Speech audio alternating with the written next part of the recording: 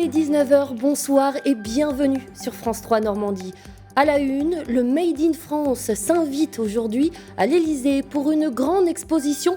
Plus de 126 exposants vont durant tout le week-end montrer leur savoir-faire. Dans cette foire géante, des bancs de touche normands sont exposés. Ils sont fabriqués dans le Calvados par l'entreprise Métalluplast, vous le verrez. Il est midi, bonjour à tous et bienvenue sur France 3 Normandie.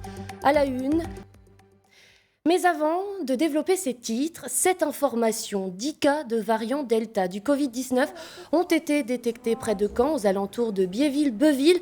Après avoir fêté un anniversaire dans la Manche, 10 des 11 invités sont positifs.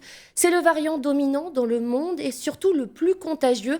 La préfecture du Calvados ainsi que l'Agence régionale de santé de Normandie mettent en place des opérations de dépistage à partir de lundi prochain, sans rendez-vous, sans ordonnance. Plus d'informations à lire sur notre site internet normandie.francetrois.fr. Un article d'Agathe Tournu. Habitable.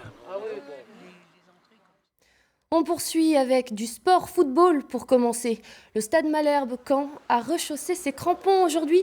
Premier match amical de la saison. Les Canets se sont imposés aujourd'hui 2-0 contre l'AS Beauvais. Un premier but en début de match marqué par Zeydine Inoussa et à la 80e minute par Andreas Outonji.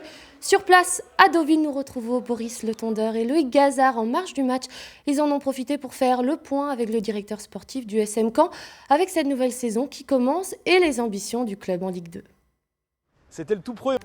C'est la fin de cette édition. Tout de suite, la météo. Je vous souhaite une très belle soirée sur France 3 Normandie. À demain, midi.